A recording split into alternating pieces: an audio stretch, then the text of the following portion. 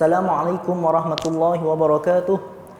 Innal hamdalillah nahmaduhu wa nasta'inuhu wa nastaghfiruh wa na'udzu billahi min shururi anfusina wa min sayyiati a'malina.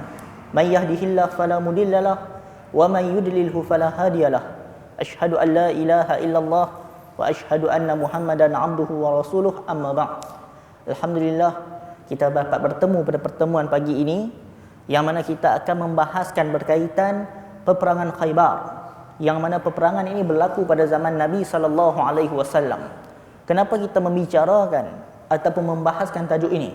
Kerana peperangan Khaybar adalah pertempuran antara kaum muslimin menentang orang Yahudi pada zaman Nabi SAW. Kita akan lihat peperangan ini berlanjutan dalam tempoh yang lama pada zaman baginda. Kerana di sana, di Khaybar, dia ada benteng-benteng tertentu yang perlu untuk dilepasi ataupun yang perlu untuk masuk. Jika kita tengok dalam Al-Quran, Allah Subhanahu wa taala dah menyebutkan tentang sifat orang Yahudi ini, iaitu Allah menyebutkan la tufsidunna fil ardi marratain, iaitu orang Yahudi ini akan melakukan kerosakan sebanyak 2 kali, marratain. Kemudian Allah menyebutkan, setelah menyebutkan ayat berkaitan mereka akan melakukan kerosakan, Allah menyebutkan akan ada hamba-hamba, iaitu yang mana akan datang untuk memerangi orang-orang Yahudi itu, iaitu sifat mereka sebagai sifat yang mana yang syadid, iaitu orang-orang yang mana akan menentang orang Yahudi tersebut, orang-orang yang kuat, orang yang syadid, yang hebat. Kemudian disebutkan juga mereka orang-orang ini akan masuk ke dalam diar, iaitu akan masuk ke dalam kampung-kampung orang Yahudi tersebut, iaitu orang-orang yang mana akan pergi untuk menentang Yahudi itu. Para mufassirin berbeza pandangan, siapa orang yang mana yang pergi masuk ke dalam kampung orang Yahudi ini, yang mana pergi untuk menewaskan, menumpahkan orang Yahudi ini.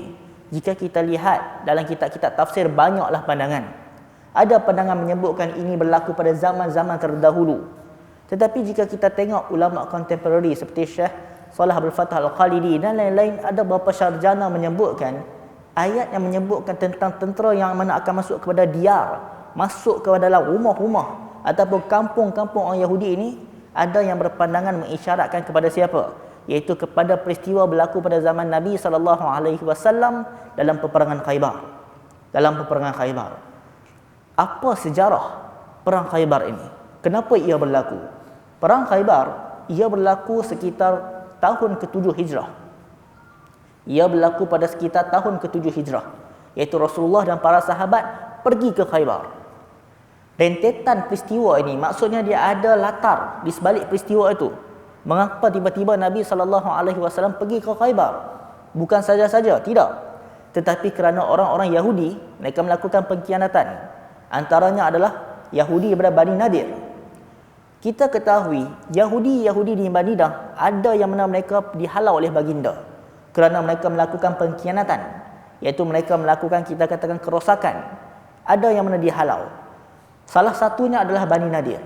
Bila mana mereka dihalau, ramai dalam kalangan mereka pergi menyorok ataupun pergi lari, ataupun kita katakan mendapat kekuatan lebih tepatnya di Khaybar. Mereka duduk di sana. Salah seorangnya adalah, kita katakan, orang yang bernama Huyai bin Akhtab, yang mana kita tengok dalam peristiwa ini, kita akan tengok dia inilah yang mana yang banyak mastermind, yang merancang benda-benda untuk menjatuhkan tentera Islam. Yahudi Bani Nadir, kalau kita tengok Bani Nadir inilah yang mana mereka ini yang plan, yang rancang sehingga berlakunya peperangan Khandaq, ataupun kita sebutkan peperangan Ahzab. Kalau kita ingat peperangan Khandaq ataupun Ahzab, ketika mana ramai orang yang mana datang untuk menyerang Madinah, sehingga akan kena dibuat longkang ataupun Khandaq tersebut. Kita peperangan Khandaq ni boleh sebut juga peperangan Ahzab, yang mana waktu ketika mana takbir raya pun kita ada sebut berkaitan hal tersebut. Jadi peristiwa peperangan tersebut, mastermind yang rancang siapa? Orang Yahudi. Orang Yahudi ni dia pergi kumpul, dia pergi jumpa musyrikin Mekah, dia jumpa orang-orang yang mana dia kumpul bani-bani tertentu, puak-puak kabilah tertentu nak lawan Madinah, nak lawan tentera Islam di Madinah. Yang mastermind, yang plan dia ni siapa? Yahudi. Jadi sebab itulah kita selalu dengar peperangan Ahzab, peperangan Khandaq, tapi siapa di belakang mereka? Yahudi yang mana yang datang untuk datang melawan Islam di situ. Jadi sebab itulah kita katakan, kenapa Nabi SAW pergi ke Khaybar? Kerana itu adalah pengkhianatan ataupun kejahatan, kezaliman dilakukan oleh Yahudi di situ. Kita tengok dalam peristiwa ini, Khaybar dia merupakan tempat yang mana yang banyak sumber dia. Khaybar ni bukan tempat orang miskin, tak. Khaybar dia tempat yang banyak sumber makanan di sana. Sebab tu ada riwayat, iaitu Aisyah menyebutkan bahawasanya bila mana telah dibuka, maksudnya telah umat Islam berjaya di Khaybar, Aisyah menyebutkan, al-an, sekarang ini, nashba'u minat tamri. Sekarang ni bila mana telah dapat Khaybar itu, nashba'. Umat Islam ini telah kenyang disebabkan tamar. Iaitu keluarga Nabi SAW dan juga kaum muslimin kenyang disebabkan tamar. Nak katakan apa? Bila dapat Khaybar, maksudnya bila Khaybar itu runtuh, kita katakan maksudnya kalah lah. Tentera-tentera Yahudi itu mereka kalah. Aisyah kata nashba'. Orang Islam ketika tersebut dan keluarga Nabi SAW kenyang dengan memakan tamar. Sebab di sana ada banyak sumber makanan di Khaybar. Jadi sebab itulah kita katakan bila menang Khaybar itu, bila tentera Islam berjaya untuk masuk ke Khaybar, banyaklah dapat hasil-hasil tertentu yang ada di sana dalam kalangan orang Yahudi daripada ada di dalam tersebut. Tetapi untuk masuk ke dalam Khaybar bukan senang. Sukar. Ada banyak halangan. Kerana ada banyak benteng nak masuk ke Khaybar. Bukan satu, bukan dua, tapi disebutkan hingga ada 8 benteng tertentu. Bila lepas satu benteng, ada benteng kedua. Lepas benteng kedua, ada benteng ketiga. Sampai 8 benteng. Dan setiap benteng itu kena berperang. Maksudnya kena lawan. Bukan senang. Jadi sebab itulah peperangan Khaybar ini kita katakan antara peperangan yang besar. Dia ada benteng yang banyak. Setiap benteng pula ada kita katakan pahlawan tertentu. Sebab itulah dia memerlukan tempoh yang panjang. Sehingga kan yang ambil rayah, yang pegang bendera pun, maksudnya dalam peperangan tersebut, bukan seorang sahabat. Bukan seorang sahabat yang mana yang pegang bendera tersebut. Kita akan tengok siapa yang mana ditugaskan untuk memegang, kita katakan rayah, bendera yang mana dalam pertempuran ini. Sebelum itu, kita lihat apa peristiwa rentetan ini. Dalam peristiwa ketika Nabi SAW nak ke Khaybar, Anas bin Malik, beliau yang mana kita katakan berkhidmat dengan Nabi SAW, ketika mana perjalanan tersebut, dalam perjalanan nak pergi ke Khaybar, Anas mengatakan beliau mendengar Nabi SAW banyak menyebutkan doa. Iaitu disebutkan bahawasanya fakuntu, aku mendengar Nabi SAW menyebutkan banyak doa ini. Doa yang sama tapi diulang-ulang. Iaitu baginda menyebutkan Allahumma inni a'udzubika, iaitu ya Allah, aku meminta perlindungan daripadamu daripada sifat apa? Minal hammi wal hazan, daripada sifat ham dan juga sifat hazan. Iaitu meminta perlindungan daripada Allah daripada sifat keluh kesah dan juga sedih. Ini yang mana Nabi SAW minta waktu mana nak pergi peperangan. Nak perang pun Rasulullah duk berdoa supaya dijauhkan daripada perasaan sedih dan juga ham ataupun keluh kesah, jiwa yang mana tidak tenang.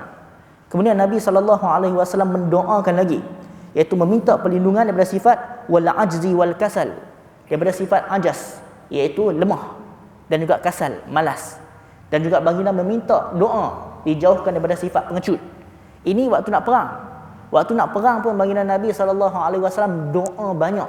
Doa yang sama tapi diulang-ulang. Yuksir, memperbanyakkan doa tersebut. Tambahan kita yang mana kita tidak pergi kepada pertempuran, kita lagi banyaklah nak kena berdoa. Kerana apa? Dalam hidup kita ini, dua sifat ini. Doa Nabi baca tadi, Allahumma inni a'udzubika minal hammi wal hazan. Ya Allah, jauhkanlah aku. Aku berlindung daripada engkau daripada al-ham, iaitu sifat ham dan hazan. Kesedihan yang nak mai dan kesedihan masa lalu. Kerana manusia, dua ini kalau menghantui diri kita, tak dapat nak hidup dengan baik. Kadang-kadang kita teringat kesalahan kita ataupun kesedihan kita yang lalu. Kita teringat apa kesalahan kita yang lama, kesedihan yang lalu. Kita duka cita. Sehingga menyebabkan kita asyik teringat benda yang lama. Sampai kita nak hidup pun dalam keadaan tak tenang. Ada pula orang yang mana duduk teringat apa lagi nak jadi ni, kesedihan akan datang. Duk fikir apa benda yang akan mendatang, duka cita apa, kesedihan apa yang nak mai. Maka dia akan hidup dalam keadaan dia pun penuh satu pemikiran dia. Tak tenang, tak selesa. Duk fikir apa lagi nak mai. Kesedihan apa lagi nak mai. Apa lagi nak datang ke depan dia. Jadi sebab itulah doa Nabi SAW meminta perlindungan dari Allah minal hammi wal hazan. Daripada kesedihan, duka cita yang nak mai dan juga duka cita yang mana yang dah lepas dah. Sebab dua benda ini, kalau terlalu kita memikirkan, kita nak hidup bahagia pun susah. Sebab duk fikir benda yang lampau, duk fikir apa lagi nak mai kat depan. sehingga manusia nak bergerak pun susah. Jadi doa ini yang mana diamalkan oleh Nabi SAW, dan kita pun kena amal. Dan kita pun kena amal doa yang mana dibaca oleh baginda Nabi SAW. Seterusnya, dalam on the way tersebut, dalam perjalanan itu, ada seorang sahabat yang nama dia Amir bin Aqwa. Dia ni kita katakan syu'ara, orang yang mana pandai syair. Dia ni pandai baca syair, ataupun dia buat syair on the spot macam tu saja. Dalam perjalanan tersebut, sahabat-sahabat pun kata kat dia, sahabat-sahabat lain kata bahawasanya dia menyebutkan, ataupun orang lain yang mana menyebutkan, ala tusmi'una, hey Amir, tak kenapa kau tak sebutkan syair-syair kau tu kat kami? Sebutkanlah bagi kami dengar. Maksudnya sahabat-sahabat lain suruh Amir ini baca syair kat mereka. Sebabnya dalam pertempuran kita katakan ada orang yang mana akan baca syair untuk menguatkan semangat, bagi semangat naik dalam peperangan. Sebab tu kalau kita tengok pada zaman Nabi SAW, ada sahabat dia akan lantunkan syair-syair untuk menguatkan jiwa para sahabat ketika peperangan. Amir bin Aqwa ni dia antara sahabat yang mana yang pandai, yang jago dalam syair. Kemudian bila sahabat-sahabat lain kata kat dia, ala tusmi'una, awak tak baca syair kat kami, bacalah sikit dalam perjalanan tersebut. Kemudian dia pun menyebutkan, dia pun bersyair, dia mengatakan, Allahumma laula anta mahtadaina, iaitu yang bermaksud, ya Allah, kalau bukan disebabkan hidayahmu, kalau bukan disebab engkau, kami tidak akan mendapat hidayah.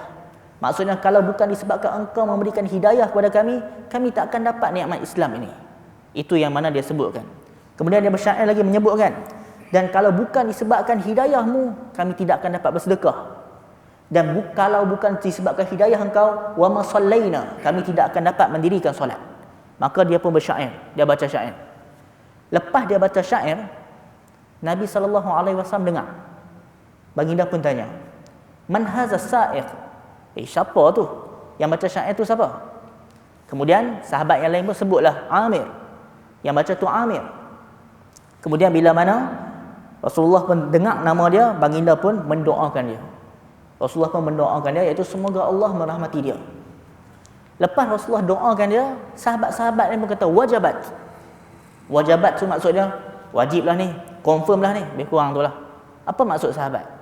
Kenapa bila mana baginda Nabi SAW doakan dia, doakan Amir tu, sahabat-sahabat lain kata wajabat, confirm lah ni, wajib lah ni. Kerana kebiasaannya, bila mana sebelum peperangan, bila Nabi SAW mendoakan kebaikan kepada seseorang tersebut sebelum peperangan, kebiasaannya orang itu akan syahid dalam pertempuran tersebut. Jadi bila mana Rasulullah mendoakan moga Allah rahmati dia, sahabat-sahabat pun kata wajabat, ni confirm ni, insya-Allah ni syahid. Itu maksud sahabat-sahabat kenapa mereka kata wajabat. Setelah itu kita tengok apa yang berlaku bila mana telah sampai, iaitu bila mana telah sampai ke destinasi yang mana mereka nak pergi, iaitu pergi ke Khaybar. Setelah mana mereka sampai ke Khaybar, dalam keadaan tersebut orang-orang Yahudi tak sedang. Kerana pertempuran ini Rasulullah tak habaq awal-awal pun. Maksudnya pertempuran ini Yahudi pun tak sedang, yang mana Rasulullah dan para sahabat nak pergi menyerang mereka. Setelah itu, bila mana setelah sampai ke tempat Yahudi tersebut, orang-orang Yahudi pun kharaju bil masahi ala aqnaqihim. Orang Yahudi mereka keluar waktu pagi ni, ala aqnaqihim, letak peralatan kita katakan pergi kebun. Contohnya lah, kalau kita katakan bawa cangkui ke apa ke, ala aqnaqihim, letak ke atas mereka punya lehak ni. Maksudnya atas bau mereka lah, atas lehak mereka letak, nak bawa pergi kebun. Maksudnya mereka nak pergi kerja pagi-pagi. Lebih kurang kita katakan waktu pagi, orang nak pergi berkebun, pergi sawah ke, itu dalam konteks kita kat Malaysia lah. Tapi dalam konteks sana mereka nak buat kerja-kerja mereka lah berkaitan hal tersebut. Pokok tamar ke apa ke, mereka nak pergi berkebun. Sebab mereka tak tahu pun nak berlaku peperangan. Mereka tak tahu Rasulullah dan para sahabat nak mai. Bila orang Yahudi nampak, falamma ra'auhu, bila mereka nampak Rasulullah dan para sahabat, mereka pun kata, haza Muhammad wal qamis. Maksud mereka kata, Muhammad dan tentera dah mai dah, orang Yahudi kata. Bila mereka nampak Nabi SAW datang dengan bala tentera yang banyak, mereka pun terkejut. Dia berkata, haza Muhammad wal qamis, haza Muhammad wal qamis. Tu Muhammad dan tentera dah mai dah. Mereka pun pergi balik menyorok di balik benteng mereka. Kan tadi saya sebut orang Yahudi di Khaybar ada banyak benteng, sehingga ada 8 benteng. Mereka pun masuk menyorok atau masuk untuk berselindung di sana. Kerana mereka ni pun tak tahu Rasulullah dan para sahabat nak mai kat sana. Kemudian beberapa lama kemudian keluarlah salah seorang yang mana kita katakan panglima perang dalam kalangan Yahudi itu, nama dia Marhab. Marhab ni kita katakan salah satu, kita katakan panglima perang yang hebat bermain pedang dalam kalangan Yahudi tersebut. Bila mana dia keluar dalam keadaan dia pun duk main pedang dia mengatakan bahawasanya, dia pun menyebutkan syair, iaitu qad alimat Khaybar anni Marhab, iaitu dia mengatakan bumi Khaybar semua mengetahui bahawasanya aku ni adalah Marhab. Dalam keadaan dia pun duk main pedang dia itu. Dia menyebutkan tentang diri dia menyebutkan tentang kelebihan yang ada pada diri dia. Setelah itu, kita kena ketahui zaman tersebut bila nak perang, dia akan ada one by one. Seorang belah ni, seorang belah ni, dia akan lawan dulu. Bukan terus semua bertempur ramai. Maka di belah pihak orang kafir ini, Yahudi itu, Marhab ni lah dia main. Di pihak tentera Islam pula, agak-agak siapa yang datang? Di pihak kaum muslimin, yang datang adalah nama yang saya sebut dah tadi, iaitu Amir yang syair tadi tu. Dia yang keluar untuk lawan dengan Marhab ni. Marhab ni kita katakan panglima lah, kita katakan orang yang mana pandai main pedang. Setelah tu bila Amir main, dia pun tak mau kalah. Dia jawab balik. Dia kata, qad alimat Khaybar anni Amir. Bumi Khaybar pun tahu bahawasanya aku ni adalah Amir. Dia pun jawab balik. Setelah itu berlakulah pertempuran antara mereka, antara Marhab dan juga Amir. Bila berlaku pertempuran tersebut, dalam hadis disebutkan bahawasanya kana saifu Amir khasiran. Pedang yang mana Amir ni guna khasiran, pendek, tak panjang. Pedang kita katakan kalau panjang ada kelebihan, kalau pendek pun ada juga kelebihan dia. Tapi pedang dia guna tu khasiran, pendek. Kemudian disebutkan lagi, bila mana dalam keadaan dia nak tebah saq, betih, dia nak tebah betih Marhab ni, dia pun nak tebah dengan laju, sehingga akan terjadi apa? Dalam keadaan tersebut, wa yarji'u zubabu sayfihi. Dalam keadaan tersebut nak tebah peha, ataupun kita katakan betih lebih tepatnya saq Marhab tersebut, dia nak tebah laju sehingga yarji', kembali. Bila kita contohnya ada benda yang kita katakan pisau ke apa ke, kita nak buat terlalu laju, kadang-kadang dia patah balik kena kita. Dia ini Amir ni, dia nak cantah laju sangat, sampailah sekali terjadi apa? Sampai yarji', kena dia balik. Tak kena Marhab tu, tapi nak cantah laju sangat sampai terkena dia. Kena diri dia balik, sehingga akan kemudian famata minhu. Amir dia syahid disebabkan dia terkena dia punya pedang dia sendiri. Dia syahid dalam peperangan ini. Jadi betul yang kita katakan tadi, bila Rasulullah puji dia ataupun Rasulullah doakan dia tadi, sahabat-sahabat dah kata dah wajibat. Confirm lah ni, wajib lah ni. Nak katakan seolah-olah mereka dapat rasakan dia akan syahid bila Rasulullah mendoakan dia. Akhirnya dia syahid ketika bertempur dengan Marhab. Bila mana dalam keadaan tersebut dia tertikam diri dia sendiri. Bila dia tertikam diri sendiri, ada suara-suara sahabat yang mana nak isyaratkan. Sahabat-sahabat kata apa? Iaitu ada suara mengatakan za'amu anna Amiran habita amaluhu.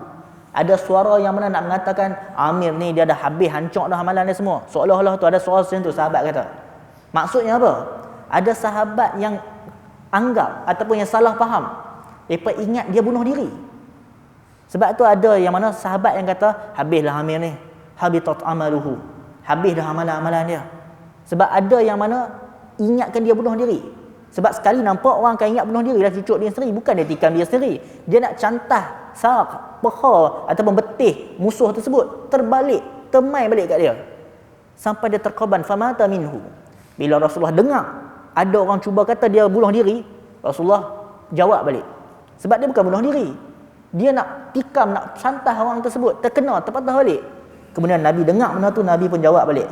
Kazaba man khalahu. Rasulullah kata, tak betul siapa kata macam tu. Kazaba tu kita kata dusta, tapi saya tak terjemah sebagai dusta. Maksudnya Rasulullah nak mengatakan apa yang sahabat tu sebut tak berapa tepat.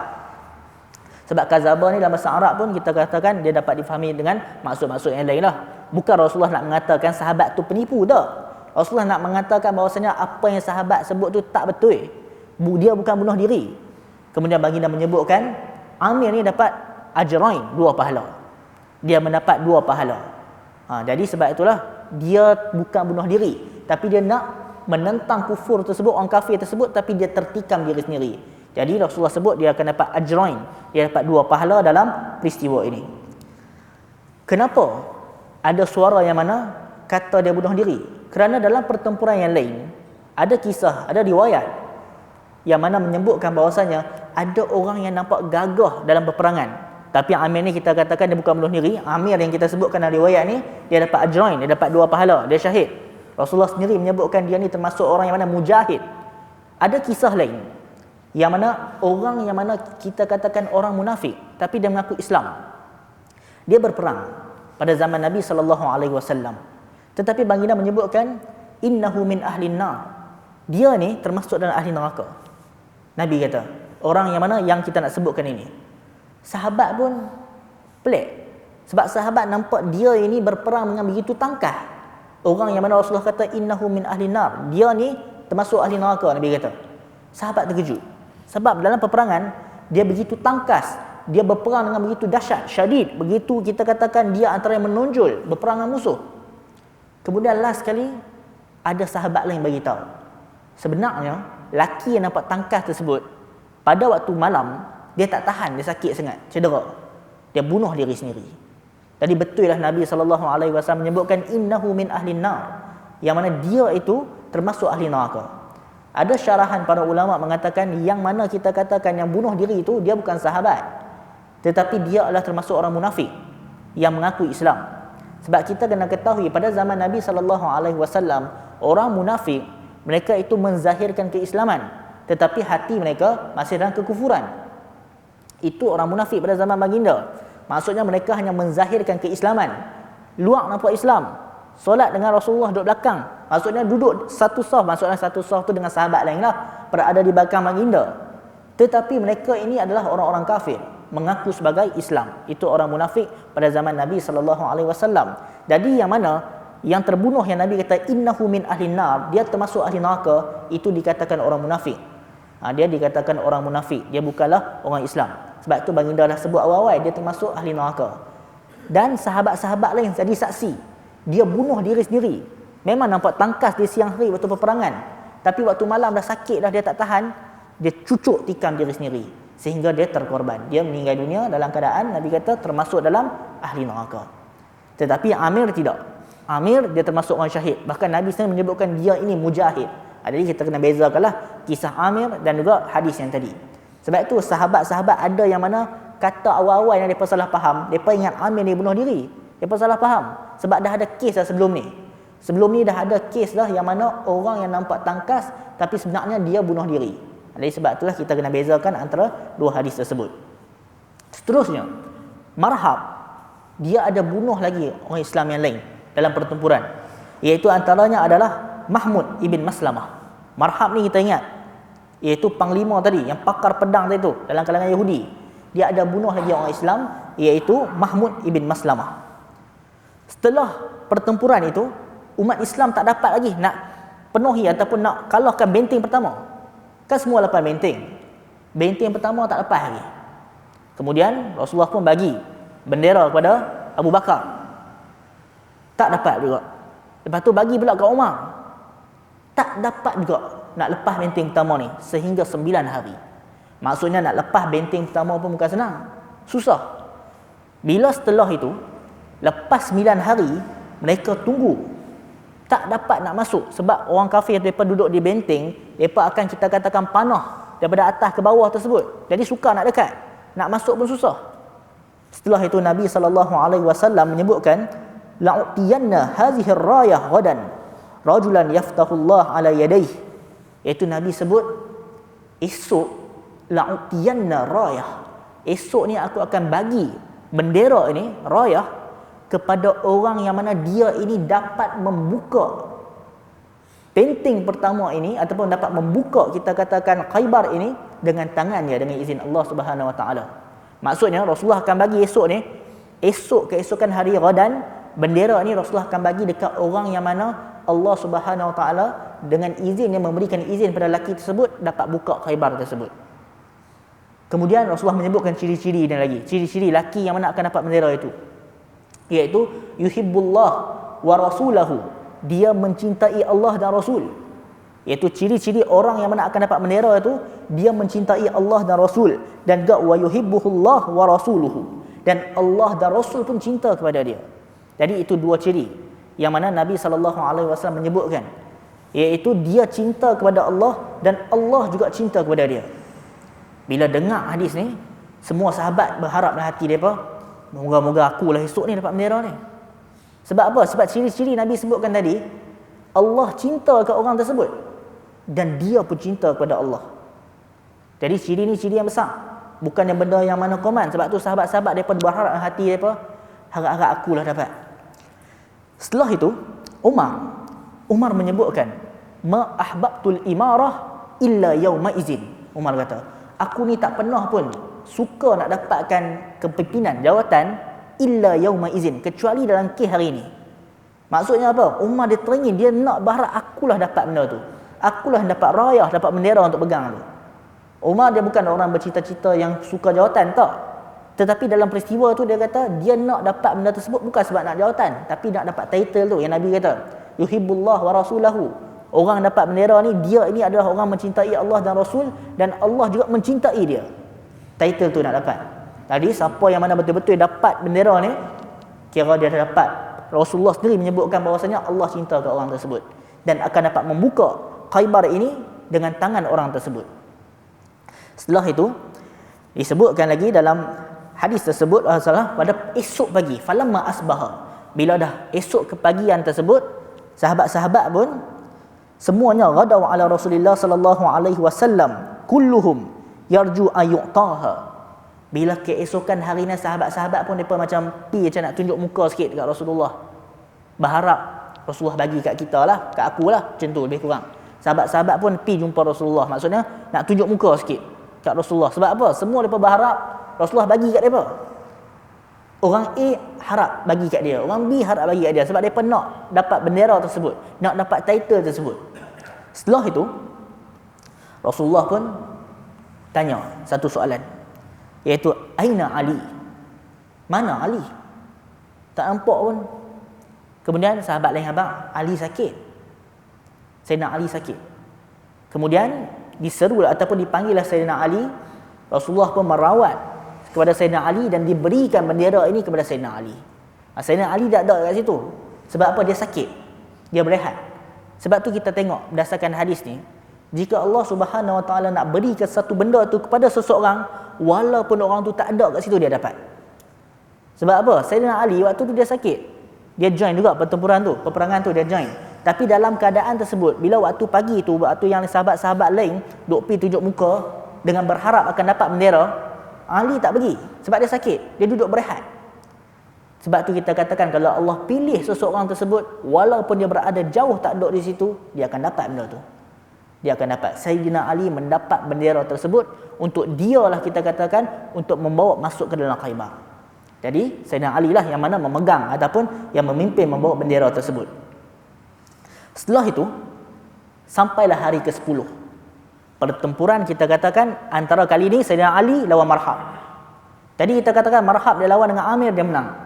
Kemudian dia lawan dengan orang lain pun dia menang. Sekarang ni tibalah pertempuran antara Marhab lawan Sayyidina Ali. Siapa menang? Kemudian macam biasa, Marhab pun dia main, dia bersyair. Sayyidina Ali pun tak mau kalah. Sayyidina Ali jawab balik, iaitu bila menyebutkan annal lazi, aku adalah orang yang mana mak aku bagi nama dekat aku Haidarah. Sayyidina Ali kata, aku adalah seorang lelaki yang mana mak aku memberikan gelaran nama kepada aku Haidarah. Haidarah tu kita katakan singa. Haidarah tu maksudnya singa. Jadi Sayyidina Ali dia katakan, aku adalah lelaki yang mak aku telah menamakan aku Haidarah, iaitu sebagai singa. Singa kita tahu orang yang mana yang gagah, yang dahsyat, yang hebat.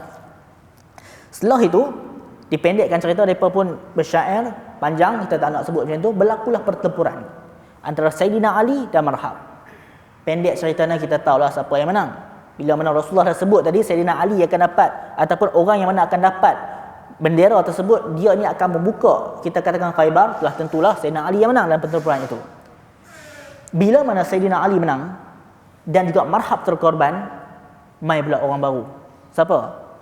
Adik Marhab pula nak balas dendam. ke atas kematian abang dia. Sebab marhab dah kalah di tangan Sayyidina Ali dalam keadaan tersebut. Setelah itu, bila mana dalam keadaan ini adik marhab tu kita katakan nama Yasir. Adik marhab tu nama Yasir. Dia keluar, dia tanya, "Man yubaris?" Siapa lagi nak fight dengan aku ni?